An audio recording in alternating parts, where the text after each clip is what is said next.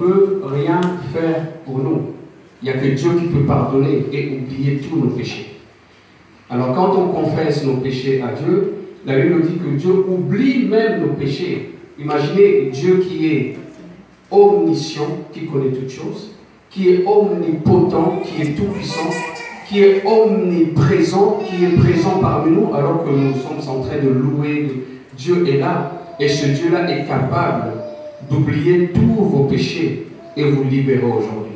Mais l'homme n'oublie jamais le mal qu'on a fait. Si vous avez fait du mal à quelqu'un, cette personne va garder ce... Sauf si l'amour de Dieu vient dans son cœur, il va pardonner. Mais c'est extraordinaire que Dieu peut oublier votre vie négative du passé. C'est pour ça aujourd'hui, moi, j'adore Jésus. C'est ça, moi, j'aime Jésus-Christ. Parce que lui, il ne me condamne pas quand je lui demande pardon. Alléluia. Est-ce qu'on peut acclamer Jésus-Christ? Alléluia. Il est fidèle. Vous demandez pardon. Quand vous confessez, Jésus-Christ vous pardonne. Et la promesse qui est écrite dans Acte 2:38 est très simple. La Bible dit que repentez-vous et que chacun de vous soit baptisé au nom de Jésus-Christ pour le pardon de vos péchés et vous recevrez le don du Saint-Esprit. Le Seigneur vous pardonne complètement. Et cette promesse du don du Saint-Esprit peut venir avant le baptême d'eau ou après le baptême d'eau. Aujourd'hui, si vous croyez que Jésus-Christ peut vous remplir du Saint-Esprit, il va le faire parce que notre Dieu est fidèle. Il suffit juste de demander. Amen. Et là, le baptême, la Bible dit que c'est un engagement d'une bonne conscience. Si je me rappelle bien, c'est 1 Pierre 3:21, c'est ça? Tu l'as lu, non? Ok. Donc, le baptême, c'est un engagement d'une bonne conscience. C'est-à-dire, Dieu ne force personne. Dieu ne vous force pas. Votre conscience sait que vous avez fait du mal. Votre conscience sait que vous étiez dans la boue du péché. Et vous êtes venu au Seigneur, vous dites, Seigneur, pardonne-moi. Et Dieu vous pardonne. Alléluia. Et quand Dieu vous pardonne, le jour où vous faites, le jour où on va vous baptiser, c'est-à-dire on va plonger votre corps dans l'eau. C'est-à-dire tout le corps entier dans l'eau. Et cela représente la mort. Et quand vous sortez de l'eau, et cela représente la résurrection. Alléluia. C'est-à-dire, dès que vous sortez de ces eaux du baptême et vous confessez que le Seigneur Jésus-Christ est votre Sauveur et votre Seigneur, là, la Bible dit quelque chose d'extraordinaire, c'est une nouvelle vie qui commence.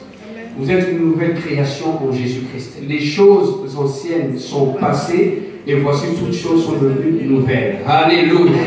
Et il n'y a que Jésus-Christ qui peut faire ça. Amen. Amen. Alléluia. Merci Seigneur. Alors, la famille. La famille est très importante. Je vous ai fait cette longue introduction pour vous dire que le salut de votre famille dépend de vous. Dites à votre voisin, le salut de votre famille dépend de vous. Le salut de la famille dépend de vous. Amen. Amen. Dieu donne beaucoup d'importance à la famille. Depuis la création, Dieu donne beaucoup d'importance à la famille. Quand Dieu a créé l'homme, dans son esprit, il avait déjà la conception de la famille. La famille est très importante. Aujourd'hui, s'il y a des familles qui sont divisées, qui est cette personne qui va réconcilier? Qui sera cette personne qui va réconcilier les frères et sœurs, les cousins, les cousines? Qui sera cette personne?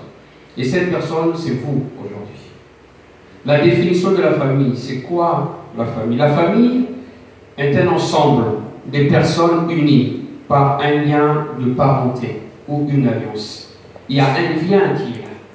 Amen. Vous pouvez faire tout ce que vous voulez. Votre sœur sera toujours votre sœur.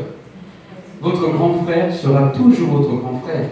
Ce n'est pas parce qu'aujourd'hui vous avez beaucoup d'argent, vous côtoyez que ceux qui ont beaucoup d'argent. Et vous rejetez vos frères et sœurs parce qu'ils sont alcooliques, parce qu'ils sont dans des mauvaises vies. Non. Dieu vous a donné cette sœur-là, Dieu vous a donné ce frère-là, et vous aurez le fardeau de ce frère, de cette sœur. Si vous ne prenez pas soin de votre foyer, vous ne prenez pas soin de votre famille, comment prendrez-vous soin de l'Église? Des âmes de l'Église? Moi, je ne crois pas à ça. Si aujourd'hui je n'arrive pas à évangéliser mon frère, ma soeur, si je n'arrive pas à aimer mon frère et ma soeur, moi je me pose des questions. Comment je pourrais aimer un frère ou soeur qui ne m'aime pas de mon sang? Moi je ne crois pas ça. C'est pour cela quand je regarde comment les chrétiens, leur attitude, leur comportement envers leurs frères et sœurs, tout de suite je sais que je ne peux pas compter sur cette personne. Ça, je vous donne un secret que je ne vous ai jamais dit. C'est-à-dire, dans l'église, je ne peux pas vous confier une nouvelle âme si je sais que vous n'arrivez pas à faire le travail dans votre famille.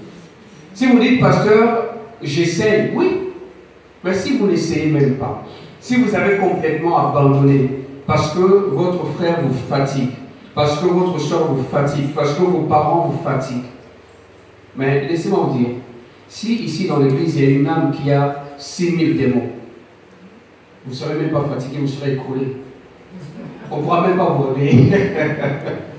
Vous serez par terre.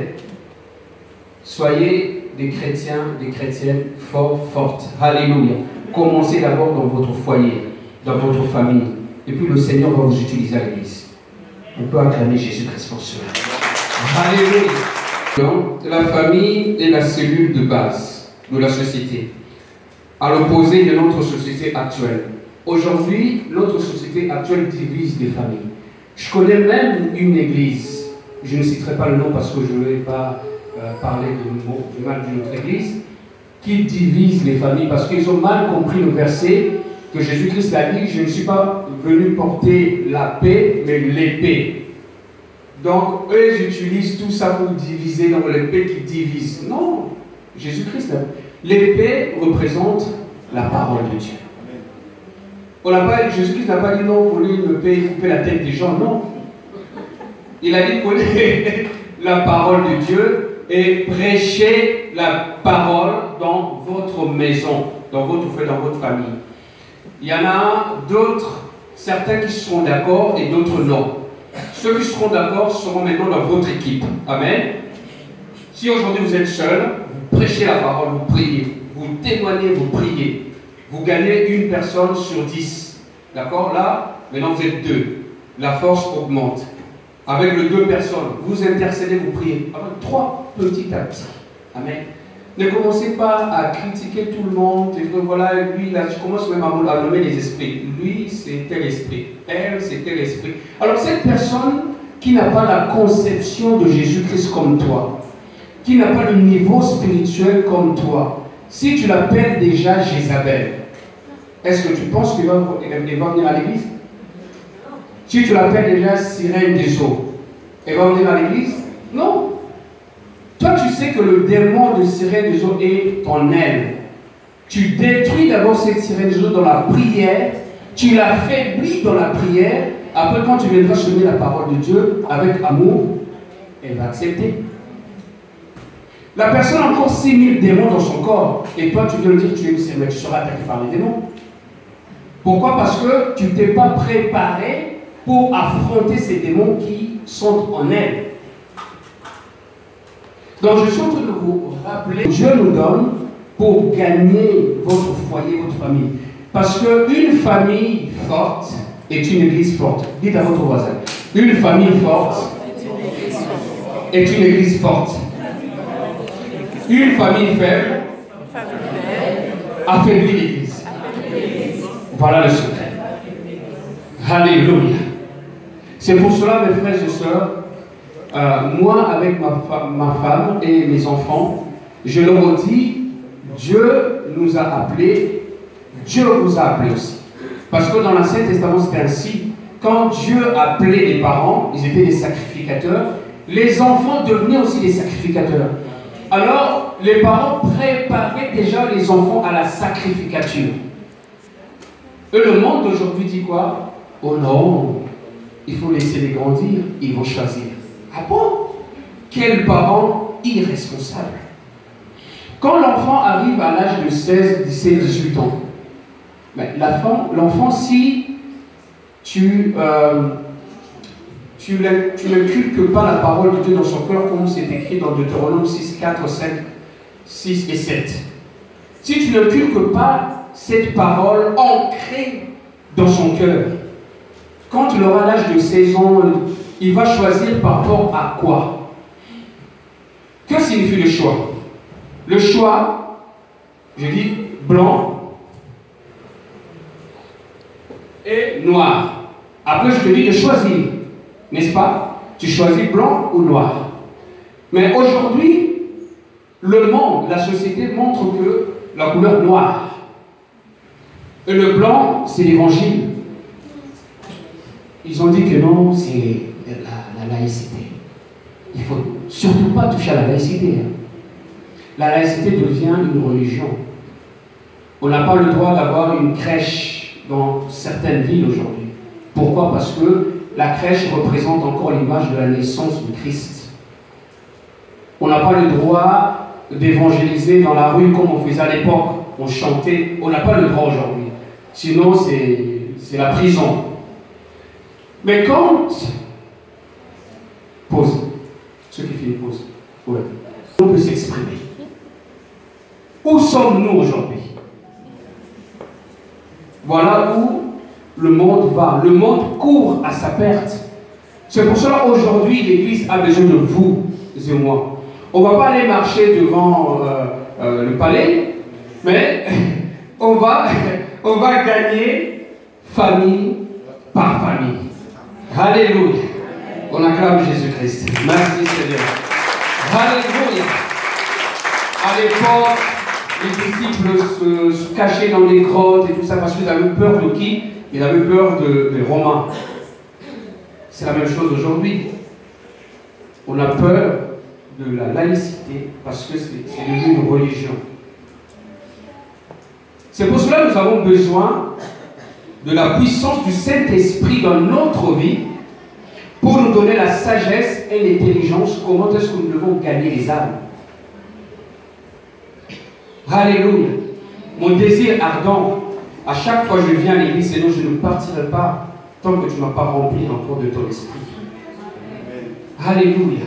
Dans les derniers temps, mes frères et sœurs, nous avons besoin de la puissance du Saint-Esprit. Le Saint-Esprit vous révèle les choses cachées que vous ne connaissez pas. Il y a des choses visibles qui sont là. Vous pouvez combattre les choses visibles. Mais laissez-moi vous dire que les choses visibles, c'est la forme. Mais les choses invisibles sont les choses tellement profondément ancrées que les choses que vous ne connaissez pas. Ce que les gens ont contracté contre vous. Ce que les gens de la famille que vous ne connaissez pas. Avant que vous soyez même nés. On fait des rituels pour lier toute la génération. Et aujourd'hui, vous avez reçu la révélation de la parole de Dieu et vous serez cette personne qui va couper ces liens.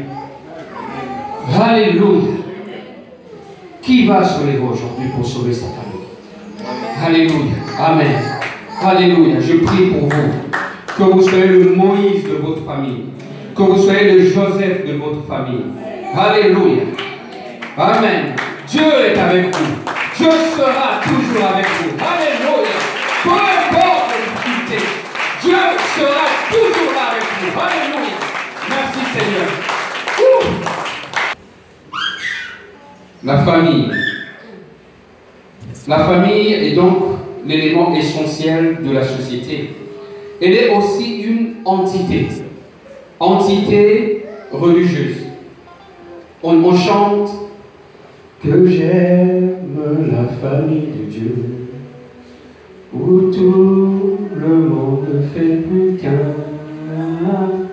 Ils m'entourent tout grand leur cœur, je suis heureux d'être un de leurs dans cette famille de Dieu. C'est cette famille de Dieu qu'on parle. On a parlé de ce lien de la famille biologique.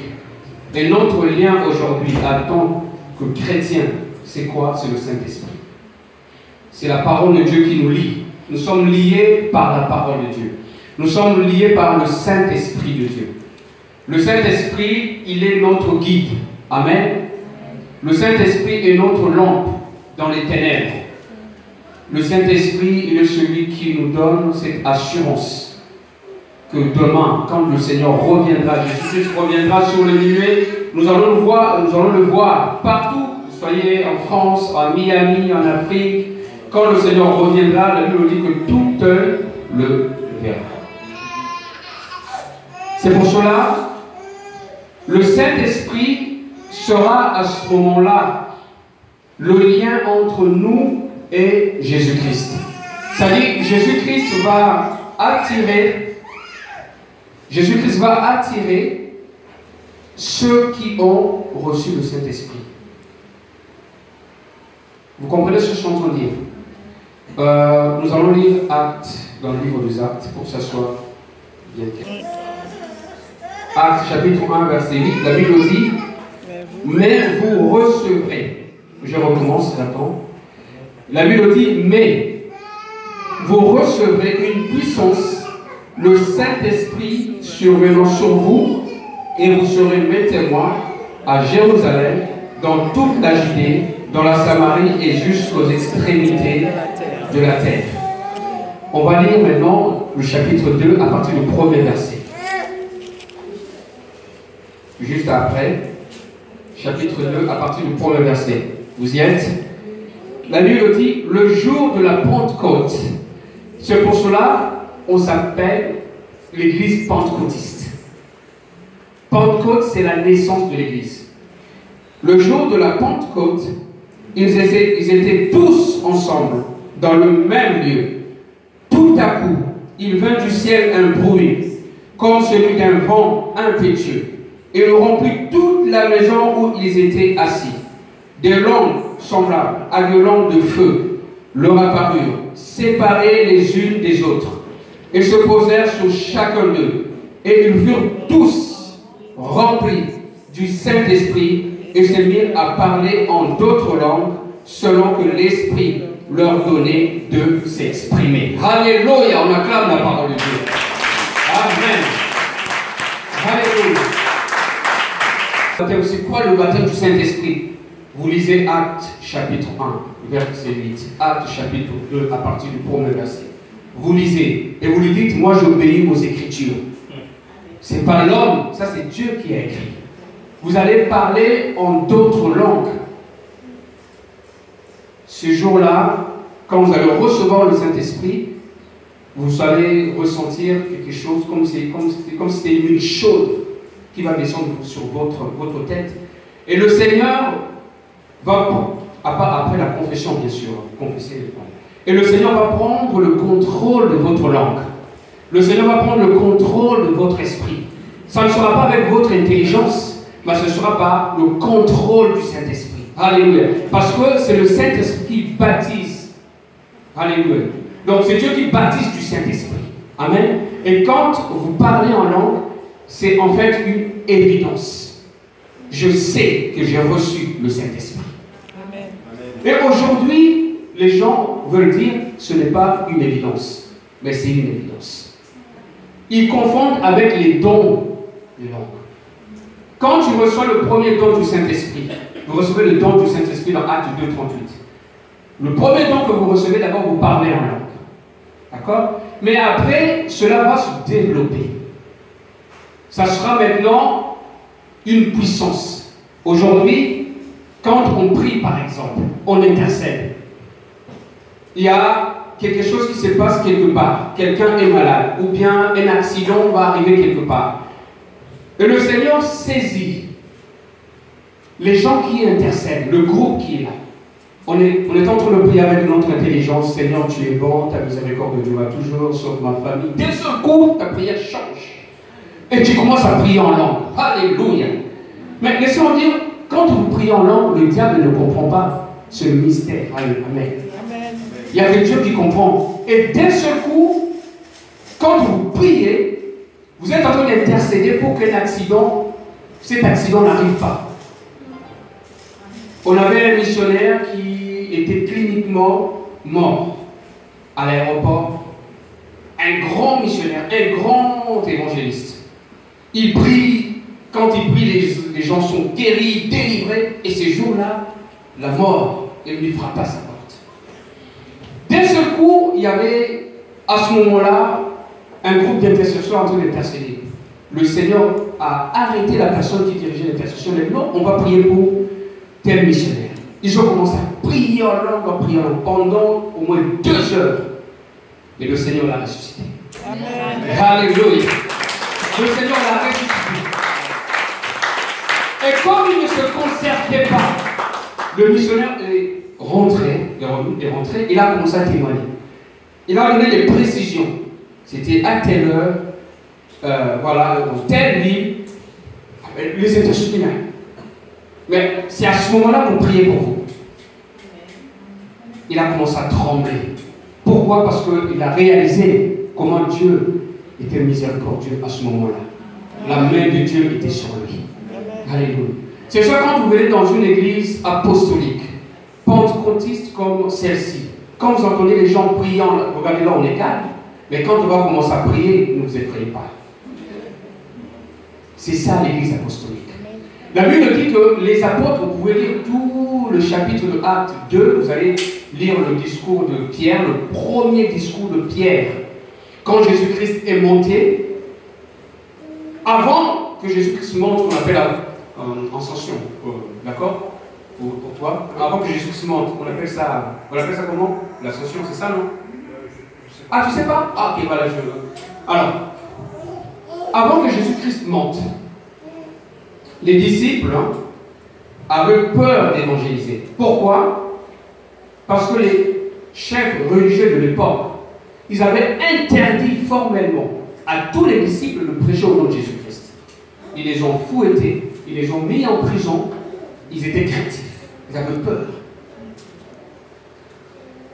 Alors, quand Jésus-Christ est monté, il leur a dit, je m'en vais, je vais vous préparer une place, et je reviendrai, et je vous prendrai. Pour que là où je suis, vous y soyez aussi. Mais en entendant tout ce que vous avez vu de moi, tout ce que vous avez entendu de moi, je vous envoie. Allez. Voilà. Et faites de toutes les nations des disciples. Alors, les disciples, maître, tu vas nous laisser comme ça orphelins. Il a dit, il est préférable que je m'en aille. Il a dit, il est préférable que je m'en aille. Si je ne m'en vais pas, le Saint-Esprit ne viendra pas. C'est-à-dire que le Saint-Esprit, c'est l'Esprit Saint de Dieu. Saint-Esprit, Esprit Saint. Saint-Esprit, Esprit Saint. Donc, l'Esprit de Dieu ne peut être que saint. Alors, quand le Saint-Esprit est descendu dans Acte 2, le jour de la Pentecôte, c'était Jésus-Christ, Dieu lui-même, qui était venu habiter en eux. Et c'est cette puissance. Ils sont retournés dans la chambre haute, ils ont prié. Et dans la chambre haute, il y avait aussi Marie. Marie aussi avait besoin du Saint-Esprit. Et quand le Saint-Esprit est descendu sous forme de colonne de feu, ils ont commencé à parler en d'autres langues. Et quand ils sont sortis de la chambre haute, plus personne n'avait peur des chefs religieux. Ils ont commencé à prêcher avec puissance, avec onction. Ils n'avaient plus peur des fouets ni de la prison. Parce qu'il y avait une autre puissance qui les animait. Alléluia. Et c'est ce qui va se passer dans votre foyer. Et c'est ce qui va se passer dans votre famille et dans la ville de Romilly. Nous avons besoin de la puissance de Dieu pour délivrer les gens de l'enfer. Pour délivrer les membres de nos familles de l'enfer. Pour délivrer les gens de cette ville de Romilly de l'enfer. Alléluia. Mes frères et sœurs, la foi c'est quoi? Comment? C'est une ferme assurance des choses qu'on voit. Une ferme assurance des choses qu'on espère et une démonstration de celles qu'on ne voit pas. Quand on est arrivé ici, on a mis 55 chaises. Dieu remplit de 55 chaises. Et quand nous allons aller là-bas, nous mettrons 250 et Dieu va remplir. Amen. Alléluia. C'est ça la foi. C'est-à-dire des choses qu'on ne voit pas. Quand on parle de la foi, il faut tout de suite penser à l'impossible.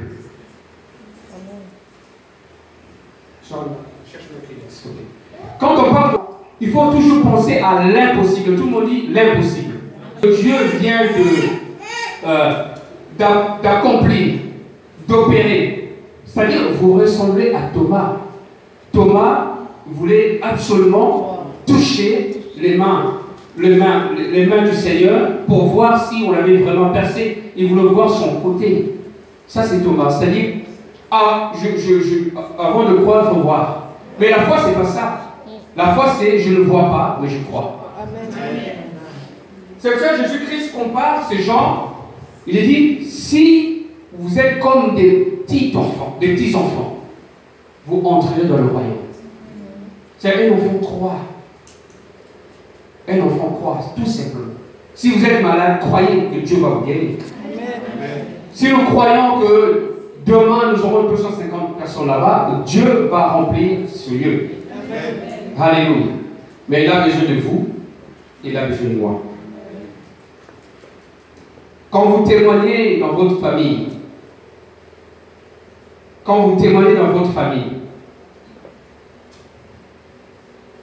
l'évangile, c'est ce que vous dites et ce que vous faites. Ce que vous dites et ce que vous faites. C'est ça l'évangile. Quand vous témoignez, dès que vous avez commencé à témoigner de la puissance de Jésus-Christ, de ce qu'il a fait dans votre vie, vous savez ce qui va se passer? Les gens vont commencer à regarder votre attitude, votre comportement. C'est ça qui va les changer. Si vous dites une chose et votre comportement, votre attitude va ou vont à l'opposé de ce que vous leur dites, ils vont dire, mais il sert quel Dieu? Il dit une chose et il fait autre chose. C'est pour ça aujourd'hui, pour que l'évangile soit puissant quand vous parlez, que votre attitude change. Amen. Que votre comportement change. Alléluia. Si vous étiez très colérique, changez. Dites, Seigneur, remplis-moi de ton amour. Parce que les gens de votre maison changeront seulement si vous changez. Dites à votre voisin, ma famille changera si je change. Mes voisins changeront si tu changes. Tes voisins, pardon. Amen. Ouh. Alléluia. Jésus-Christ était un modèle en tout. Je veux ressembler à Jésus-Christ aujourd'hui. Un apôtre a dit, soyez mes imitateurs. Mes imitateurs. Ah bon? Que je puisse imiter un homme. Il rajoute, parce que moi, j'imite Christ. Ça veut dire, si vous imitez quelqu'un qui aime Jésus-Christ de tout son cœur, de toute sa force, de toute son âme, alléluia, il va vous impartir quelque chose. Amen. Vous allez ressembler à cette personne, mais en bien, pas en mal.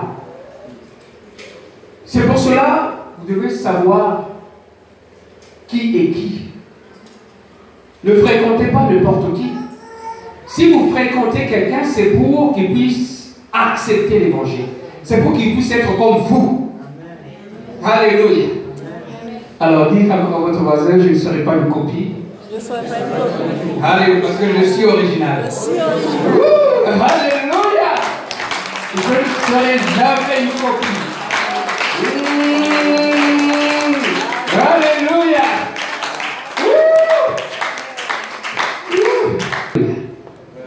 Moi je me dis, je suis beau. Amen. Quand je me regarde, je suis beau. Merci Seigneur de m'avoir créé comme ça. Il faut le dire. Il ne faut pas envier l'autre. Il faut dire que je suis belle. Alléluia, je suis une reine, une princesse. Alléluia. Quand vous enviez tout le temps les autres, qu'est-ce qui va se passer? Vous serez frustrés. Vous avez vu Hollywood? Dieu les a créés comme ça. Et ils changent tout. Ils gonflent leur corps de partout. Seigneur, on est où? Ils sont en train de critiquer Dieu, qu'il n'est pas capable. Il a fait une erreur. Dieu a fait une erreur. Je suis content d'être noir. Amen.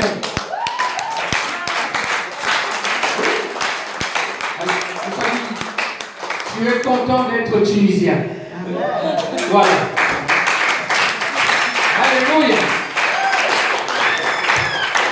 Il faut revendiquer cette identité. Dieu n'a pas fait l'erreur, il nous a créés comme ça. Vous savez ce qui s'est passé? Les Blancs sont partis en Afrique pour nous évangéliser. Ils ont dit que là-bas c'est la jungle. D'accord? Ils sont partis évangéliser là-bas. Mais quelques années plus tard, ils sont où? Nous, on est venus maintenant ici en Europe pour les évangéliser. Maintenant, la jungle, c'est ici. C'est ici la jungle. Alléluia. Dieu me suffit. La grâce de Dieu me suffit. Alléluia. Soyez fiers de ce que vous faites. Aimez les gens qui sont autour de vous. Alléluia. Amen. Je ne fais pas confiance à cette montre-là. Est-ce qu'elle est 12 heures? On va... Accordez-moi encore 5 minutes, après je vais conclure. Alors, le terme famille, je vais lire ce qui me reste à lire ici. Le terme famille recouvrait une réalité plus large qu'aujourd'hui. Alors, en hébreu, le même mot peut désigner, écoute bien, en hébreu, le mot famille peut désigner le frère, le demi-frère, aussi, demi-sœur, le cousin, le proche parent. Aujourd'hui, nous avons les familles recomposées. Aujourd'hui, je voulais parler à ces familles-là. Soyez en paix. Aimez-vous. Ce n'est pas parce que vous n'êtes pas de la même mère, du même père, que vous devez vous sentir déchirés. Non, aimez-vous. C'est une famille. Mettez la paix. N'aimez pas un enfant plus que l'autre. Parce que non, je n'aime pas son père. Ou bien le père, je n'aime pas sa mère. Quelle semence vous mettez dans le cœur de l'enfant? Est-ce que vous allez changer quelque chose? Non. Est-ce que vous allez revenir en arrière? Non. C'est fait, c'est fini. Si vous adoptez un enfant, adoptez cet enfant comme si c'était votre... Voilà, cher. Tu lui donnes tout. Il y a des réalités comme ça. Vous avez 2 enfants, il y en a un qui est adopté. C'est cette jalousie qui est presque naturelle. Tu lui donnes un vêtement de cette marque et l'autre doit avoir le même de la même marque. De toute façon, moi à la maison, même mon enfant, maintenant par rapport au droit, faites attention. On ne dit plus les enfants, comme on dit le gros mot, la bâtard, non, c'est fini. Le droit, c'est on dit les enfants naturels. Les enfants qui sont nés hors mariage, dans le code, c'est marqué les enfants naturels. Il faut faire attention, sinon vous allez en prison. Aujourd'hui, même moi, mon enfant, quand je vais acheter quelque chose, si ce n'est pas une marque, je perds mon temps. Il ne va pas me mettre. Si ce n'est pas Nike, frère Georges,